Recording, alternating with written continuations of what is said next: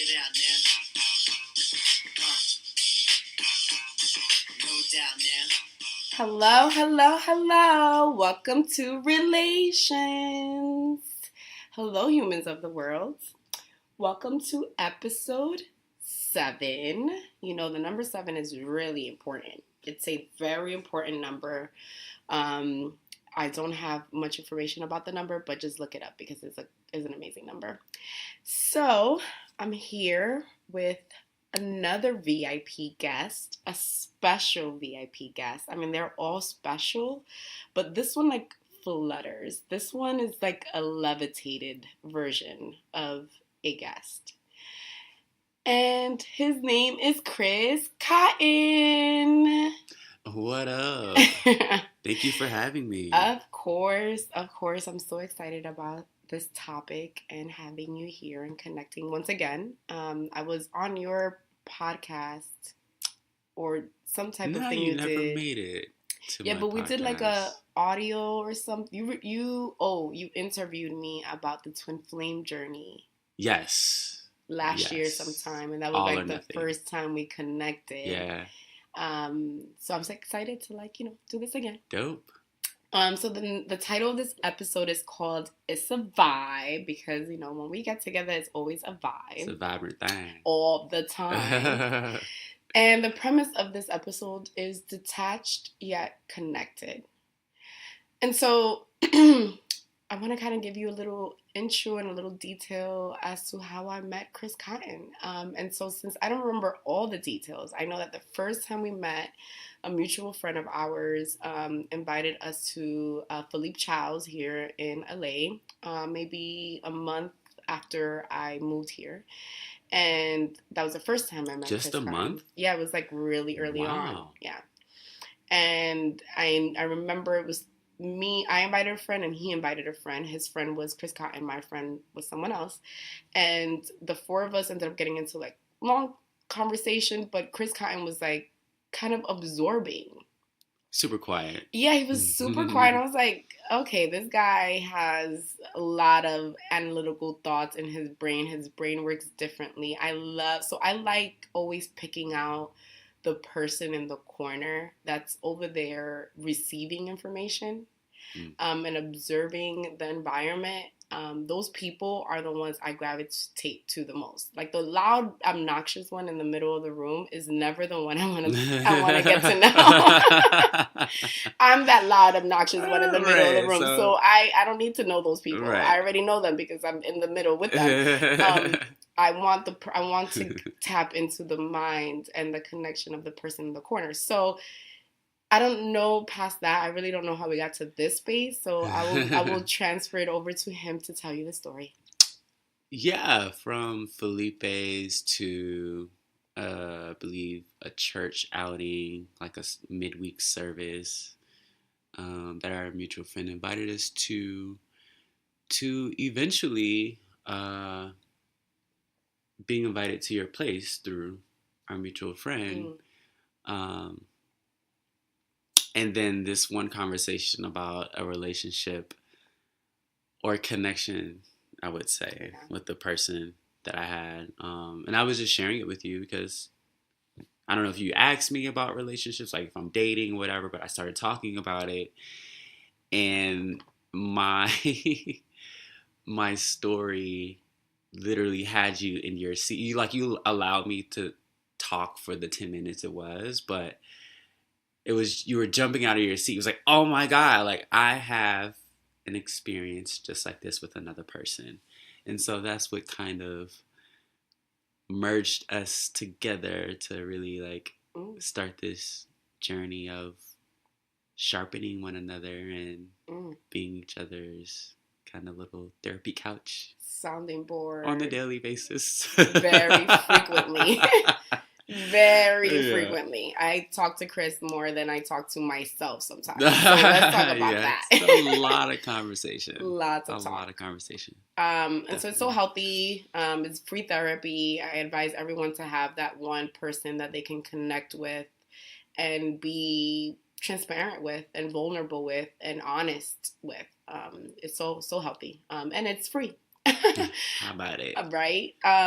So to transition to detached yet connected, life's journey is based on that we are connected, right? To all, yet the premise of the journey is to detach because everything in life is temporary. So, will we have to detach to everything at one time or another?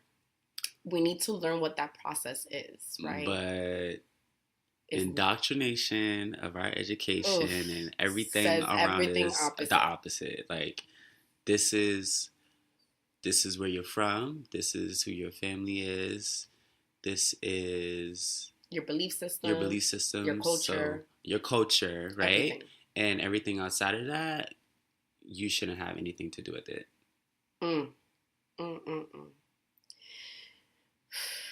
Um, you know, I'm learning. I'm in the process of learning that detachment is actually part of where our evolution lies. Mm, mm, The lessons that we obtain from losing, from being uncomfortable, from separating, from change, from mourning change, the ones that we ask for and the ones that we don't ask for.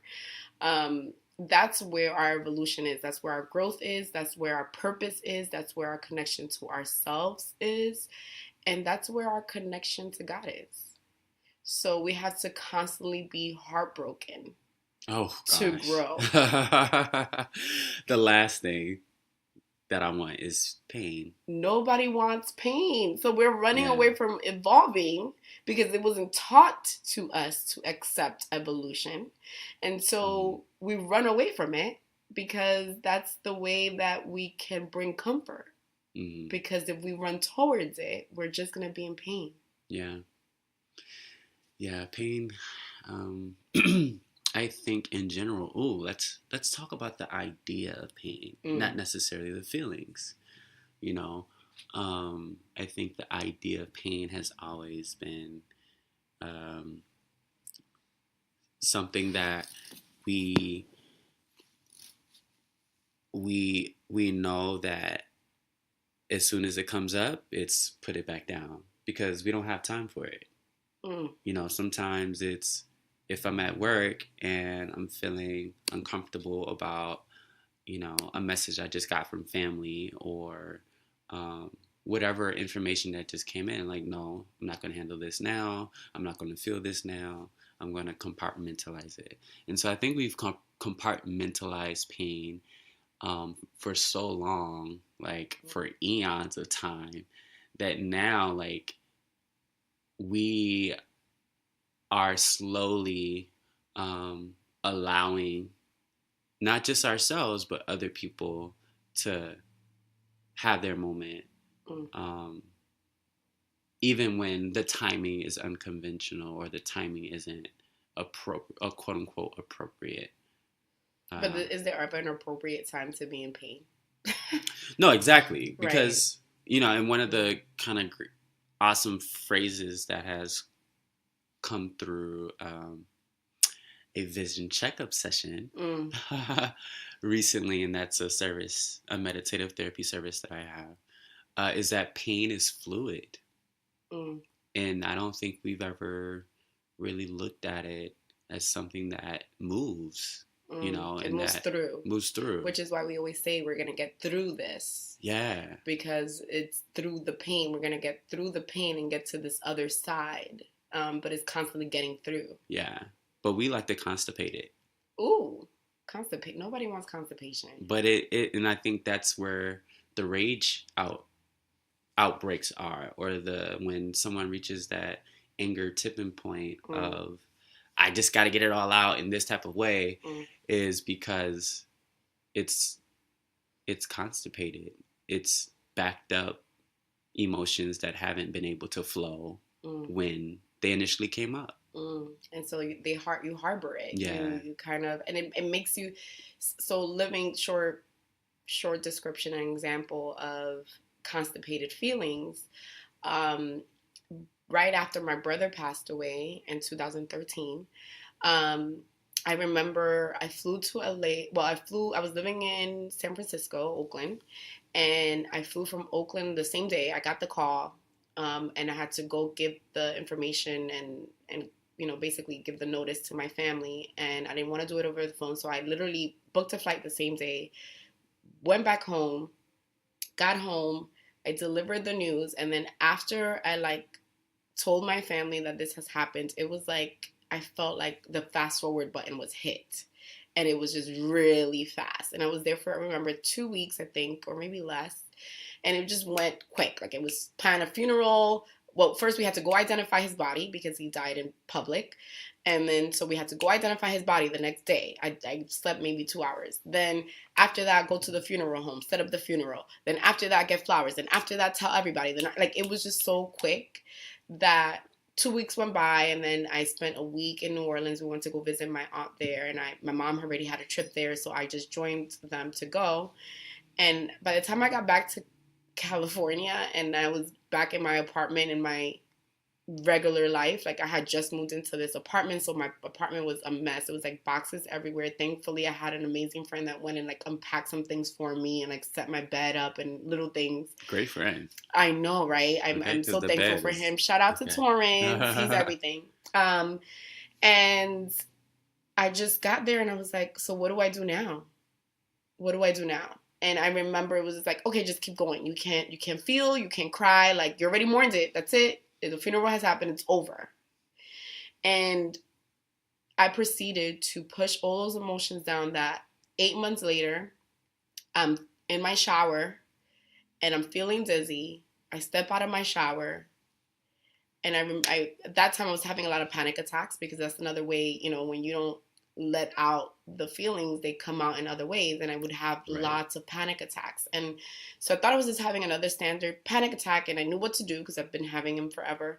And so I stepped out of my shower and I crouched down on the floor, and then I got back up, and that's the last thing I remember. I believe that maybe about 45 minutes to an hour passed. I woke up on the floor by myself. Thankfully, was able to open the door, so I fell halfway out of the bathroom, halfway in the bathroom, and there was a draft that woke me up.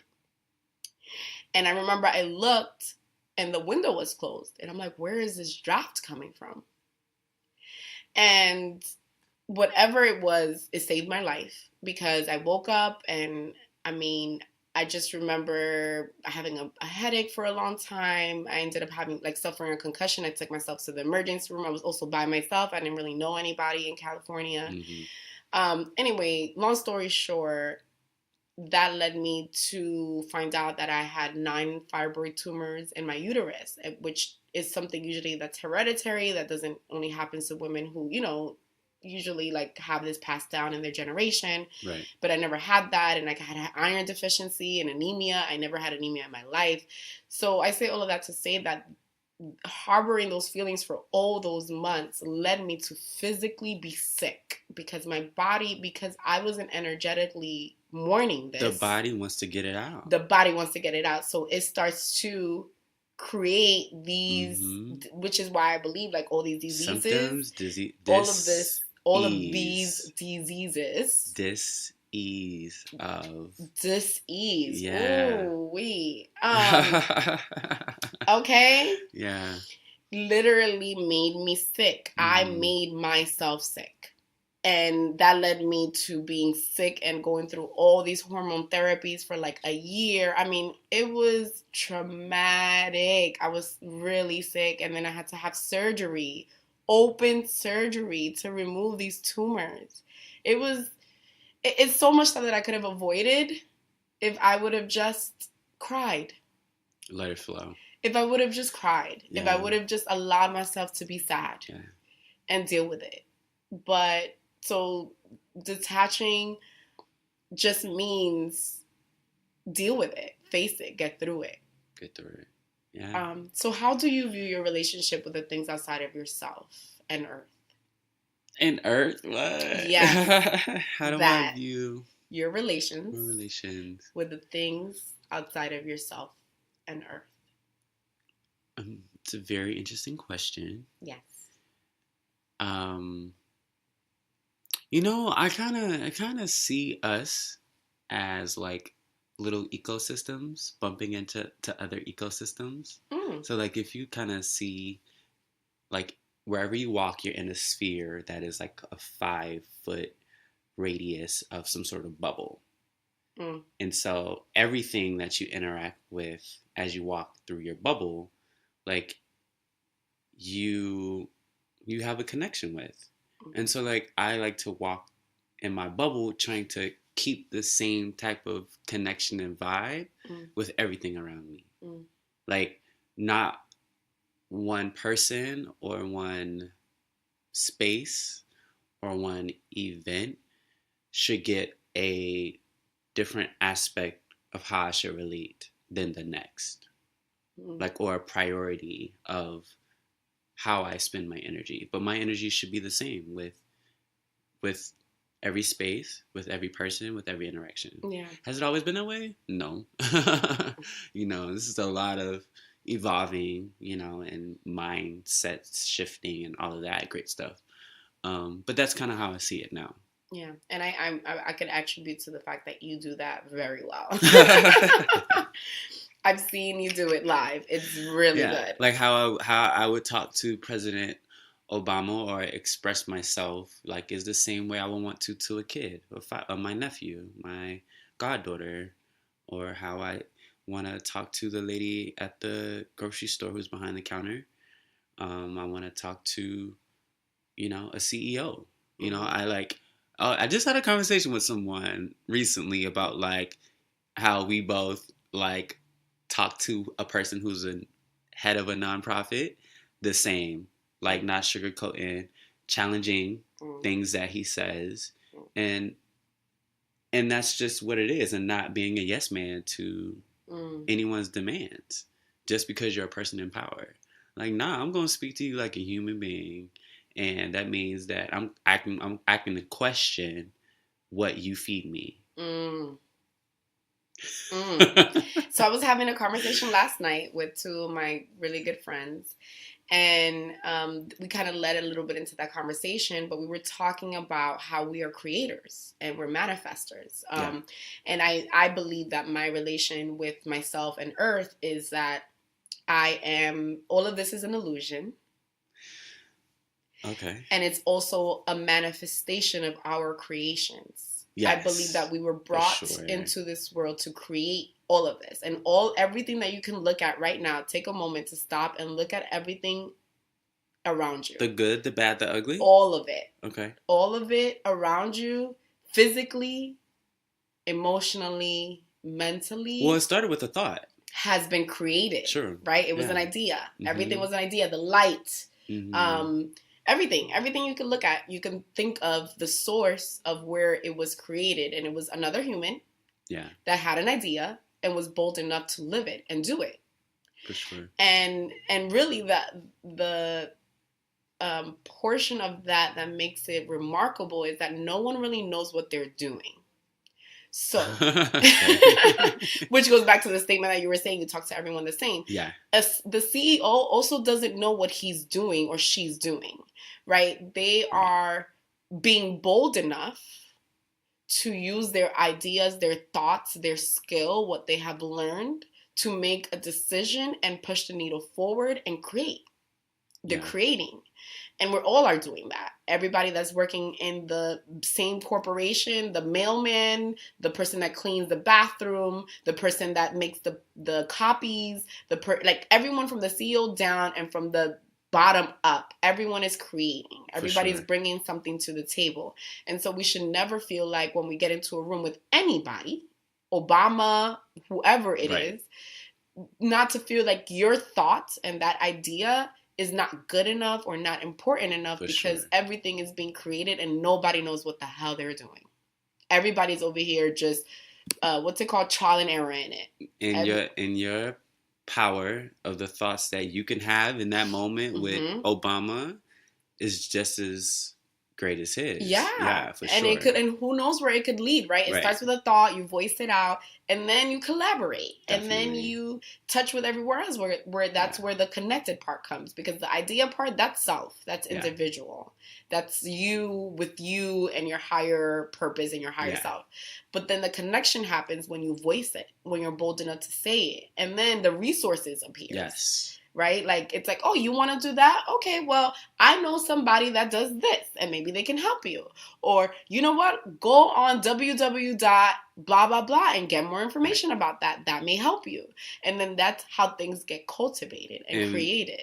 What's awesome, and I've kind of had this experience in life where it's a dope exchange. Like, it's not necessarily like, oh, you know, you're providing me a job and I'm giving you, like, you know, my talent because I can do this basic thing. Like, it's not always like as basic as that. But, you know, sometimes the exchange is like, you know, for example, with us and my living situation, like, you know, it was 4.5 years in the making of me living in LA, couch surfing, you know, and here I am in an exchange for you to have, you know, your, to keep your relationship with, you know, the landlord and, you know, and allow me to have a space while you venture off and go where you need to go. And I have my first place in LA. Like, a beautiful place at that. Magical. Amazing. Serenity is her name. You know, and in exchange for what you received is someone that you trust to hold it down here, sublease. And yeah, like, I just love when it's like, it works out. It like even fits. playing field. Yeah, and it's an exchange, right? The exchange part is so, like, that's, I'm currently in an exchange phase in my life where if I don't feel like, if I meet anybody in my life where I'm not having an exchange with, then that means it's time to detach. To me, we're connected if I'm filling your cup and you're filling my cup. And it doesn't mean that it, you know, it has to be even 50-50. I mean, we're exchanging, filling up each other's cups. And if there's a point that exchange stops, to me, is the inclination that it's time to detach. That's real. Straight up. That's real. Straight That's up. real. You know what I mean? And even, because I think there's two different detaches though. And I think that's something that we're kind of like, we battle with. There's the physical detached, the action step, whether if it's a communication detached, of taking something away, including if it's your body. Out of the situation. You better remove your body. You know, it could be a physical, but there's also the mental detached. Like, I think we have emotional too. The surrender detach of, like, I surrender this to who I believe in, my higher power, the universe, whatever Jesus, all of them. Or whoever. What is it? Not Buddha. Whoever wants it. Yeah. Whoever can get this off of my shoulders. Yeah. You know, because that is the detached, which goes back to the mind and the first thought and the idea of creating. So if I let go of what I've just created that I don't like right now, that's happening, like, that frees me. That frees my mind to focus on other things, to focus on other parts of my life that I could have actually been ignoring because I was so focused on filling somebody's cup that wasn't filling mine. That part. Period. Right. So how do you keep your divine peace in all situations? In all, though? Well, specifically with this detached yet connected part of life. You know, keeping. It's funny you use the word keeping peace, because that kind of... You're holding on to something. Well, that lets me know that it's always accessible. Like, peace is never, like somewhere it has to be far out, and, like, I can't get it right now, you know, especially when you're super frustrated. Peace feels like the last thing that you can have access to. But I I would say we grow up in a society that teaches that your guard, however you view your guard, but your guard, your defense is required to walk in the world. You need to walk with your guard up. Right. And for me, my peace stays because I work on allowing my guard to be down. Now, does that mean that I'm like straight up in Compton and like, you know what I'm saying? Like, don't go to Compton, though. No, go to Compton. Compton is so Compton is cool. I lived in Compton. Okay. Does that mean that you don't prepare for safety measures, or you don't, no, there's a degree to it. It's not a black and white thing, but I think for the most part, yeah, you use discernment. But for the most part, it's you have to be open. You just have to be open, and to be open is actually to sit in the position Christ sat in on the cross. And exactly when he sat open with both hands out, what happened? Crucifixion. Ooh, wait. And so this goes kind of circles back to, we just had this conversation about like, we have to be open to criticism, crucifixion, criticism, offense, people not liking what we do, what we say, how you operate in the world. But from that same attack, what happened to Christ? It forced him to transform. Ooh, and that's what we do. And that's what we do. Why you had to do all that, though? I mean... Ooh. Yeah. I mean, I'm not going to answer the question because, I mean, that's enough. Okay. That's enough. So how does the relation play a part in your daily life? How does this relation with detachment yet connected play in your daily life? I feel like we have this like unspoken universal law that says when you stop seeking, what you seek and find you. And I think the grind mode, the control, the system forces us to seek and to go out and to look for it and to hustle, fight, don't flee. Keep moving, go fast, right? Yeah. And so that doesn't leave time for the receiving, the allowing, the feminine aspect of living, because we've been in such the hard, dominant, masculine go get. And so I feel like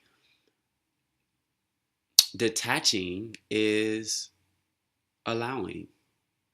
It's just being.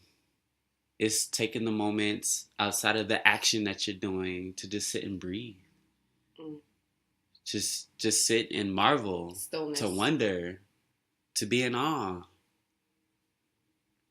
to chill, Take a chill pill. Take a chill, still, right, exactly. Be still. So, I just think in my life, it's not doing one or the other more, but it's being balanced. It's action, it's chill.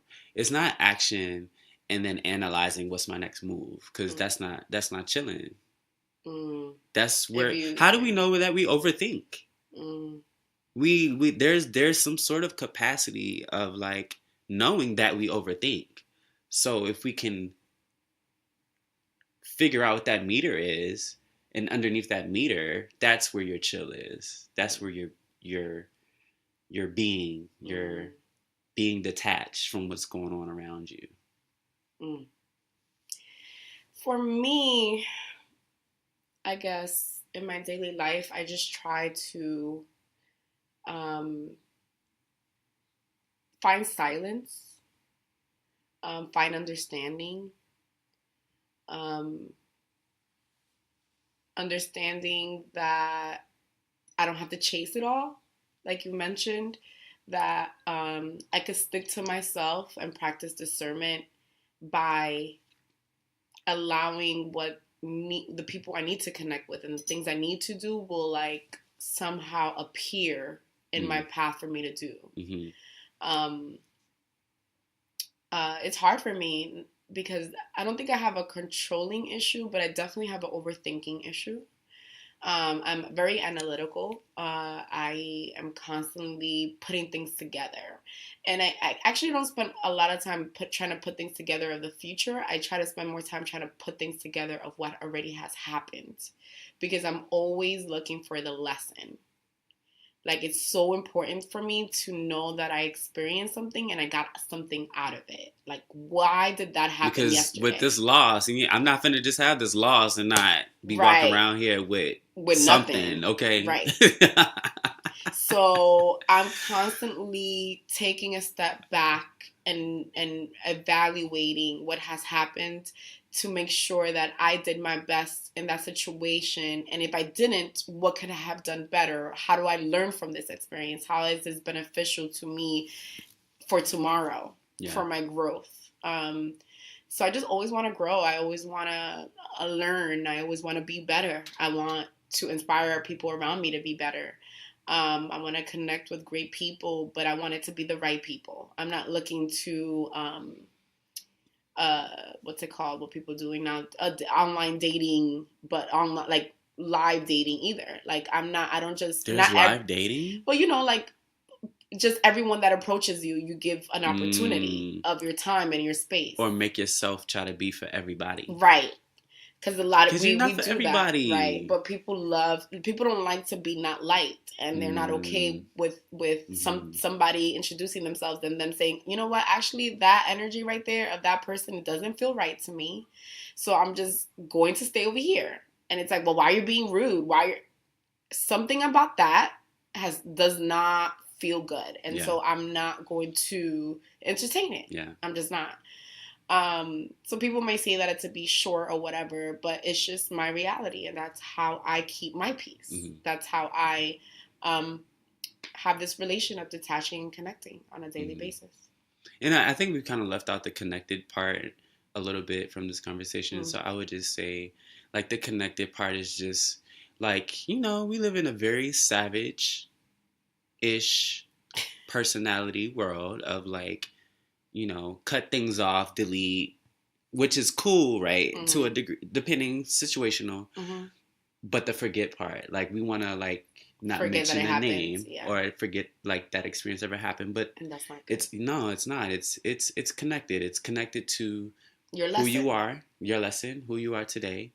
And it's a part of what is, pushing you forward in life. So I think, that's kind of a big piece is, like, because we kind of have this thing about don't look in the past, like, just keep your eyes on keep going forward. Yeah. It's like, go. Nah, bro. There's some stuff in the past that actually could help you not repeat what you want that has happened in your past. Hence why I evaluate. And the connected part, I think one thing that's major that we have to keep in mind is that we weren't brought here to be and do it all alone. Mm. We also have a societal mentality that we can't ask for help. We don't want help. We want to do this on our own. We want to get to the top and say, yeah, I came from the bottom and I got here on my own. Mm-hmm. Like, actually, we are on Earth with trillions and trillions of people. There's humans being born every day. And yeah, there are people dying every day, but there's a lot, I'm pretty sure where there's more people being born than dying. If we do, I don't know about the statistics, but I'm sure if we look it out there's more people being born. Yeah, we are raising population. Mm-hmm. But just to piggyback off what you just said, even those who self-made mm-hmm. still suffer with loneliness issues. Right. So. And everyone is lonely too. Yeah. Everyone is exactly. empty in the inside, but we want to push everything in the outside. Yeah. And really, what the purpose of this life is for us to connect and detach. It's the yin and the yang. Yeah. It's the alpha and the omega. It's what everything is. That's what life is all about. Sure. Both extremes and us over here trying to find the balance between the two. Definitely. So what imprint would you like to leave on this earth, Chris Cotton? Oh my. Um, I would like to leave. Hopefully, people can get the message that wisdom is more valuable than any physical possession. The mind. Wisdom, not like the mind is the container. I mean the learning, the lessons, the how can I take what I've been through and turn it into something that could be teachable, something that I can share with a friend, a loved one, and they resonate. How can I relate? How Mm, can I take what has brought me so much pain, which brought me so much anguish, mm, and in acknowledging that it's come with loss, right? mm, But I can turn it around and it impacts someone else. That yeah, that I feel like our most important kind of value is our wisdom. mm, And mm, it doesn't come with old age. We need to cut that out. Like it's cute. A lot of older folks can teach us some things, but mm, wisdom has nothing to do with age. mm, It's all about connection to the divine. mm, mm. The imprint I would like to leave on this earth is the ability to self heal. Um, I believe that I was brought here to experience pain like everyone does, right? We all brought here to experience pain, but I'm here to experience it and to share it and to show you that you can come out of it and be different, be evolved, be transitional, and use that pain, the anguish, all the bad, the ugly, remove all the shame from it. All the shame. That shame is keeping us captivated, and none of that matters because we all can relate to it. So, really, why would you be shameful about something that we all go through? There's no shame in that. So, I need to remove, I choose to live out loud. Um, Although it's very uncomfortable for me, I'm definitely an introvert and I'm definitely private. And I don't share everything, but I do share a lot of my pain so I can remove the shame and I can heal. And I can display that no matter how much pain you go through, no matter the anguish, you can still find balance. You can still smile again. You can still live purely and honestly and purposefully through the pain. So, Dope. And what a beautiful thing it is to focus on healing sometimes, not all the time, but healing outside of the person that caused the pain. mm. You're right, because it's not about the person. It's Hmm. about you. Everything is about you, although it's connected to everyone else. Yeah. It's all about you. It's to feed you, it's to growth you, it's to evolve you. So we'll leave you with that. Thank you all for listening. Remember, stay tuned for the after credits. It's the best part. And don't forget, You're the best right, part. be vibrant. Sorry for my tone. Be vibrant. It's a vibe. Hey. Check it out now. No doubt, yeah. Special girl, real good girl. Yes. Biggest thing in my itty bitty world. And here are the after credits from my co host. We match energy. So I was asked to read a poem, and the one that I thought was um, pretty significant to read is entitled "The Tipping Point." I wrote it over a year ago now, August of 2017, and it kind of struck as a chord that it just seems like it's pretty relevant today, and will be relevant until we shift as a collective. So, here we go. You thought it was near, but in reality, it is here. It is Now time to share your worth. Are you ready to activate where your soul knows so clear? Not only is it important to know your worth, but it is important to share it in your sphere, your world.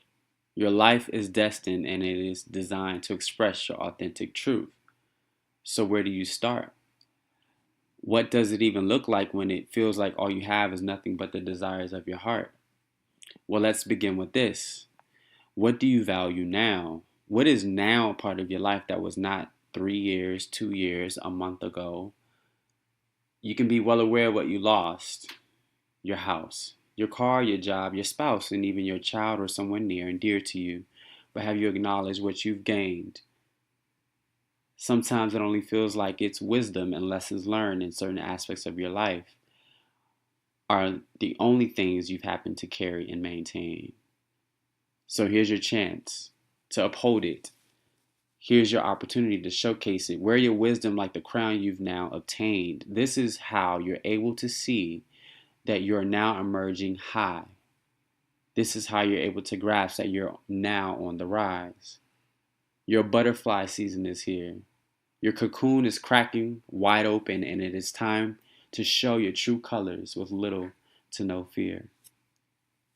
This patterning of this new identity, this new you that is showing up and emerging through, is here for the taking. It has some living to do. It has some dreams to see to come true. It has some heights and altitudes to manage that in no way you could have accomplished living as the old you. But this new identity isn't always greeted with kindness and care. It may disrupt some of the people around you, but what you are really doing is helping them realize that they have wings too. That they can let go of their darkness and cease the war with their inner god or goddess. Showing them on a deeper level that in their heart that they can fly, that they can have the faith and power to release some of their deepest, darkest secrets. No longer being held down by their stories. No longer living underneath someone else's expectations. Letting go by opening up and transforming their past and breaking out of limitations and boundaries for the next generations. No longer do you have to wrestle with your worth because you're strengthening your boundaries and you're gaining clarity on what you want to pursue. No longer do you have to look for the ones you think that love you to save you. No longer do you have to fit into circles to validate layers of your identity. No longer do you have to fight for relationships that demean your character or make you question your sanity. What's bottled up will always disturb you to your core. What's unsettled will always keep you running after things to validate you until you are empty. What's the point of obtaining your manifestations when you're still unfulfilled with your more? You've got pressure for a reason. Pay attention to the truth it is wanting you to express in this season. Because what it sets free will break off of you and will be disintegrated and left at the door of your shadow self, of your shell that you're coming out of. At one point, your shadow was your protection. Your cocoon has served its purpose, your darkness has had its time, and it served its position and had its prime by you relying on it for your strength and navigating your solutions. But the light is seeping through now as your guide and as your direction. It is coming to you in unforeseen ways that you will know that it is for you in this next phase. The light is your new safety net, where your trust will be held responsible for how far you can stretch. So my question to you is, are you willing to let go of everything? Are you willing to say yes to your next even when you don't know your next steps? Are you willing to let go of perfect? Are you willing to mourn those old things that you're constantly looking to come alive and resurrect? There is a new beginning coming your way that needs your complete surrender and attention. The cracks to your destiny are beginning to reveal themselves. The shell to your unlimited powers is beginning to conceive itself. The texture to your glorious light is beginning to beam itself. This is your breaking point. This is your tipping point into a more refined you. This is your moment for the divine in you to come through. Thank you for listening.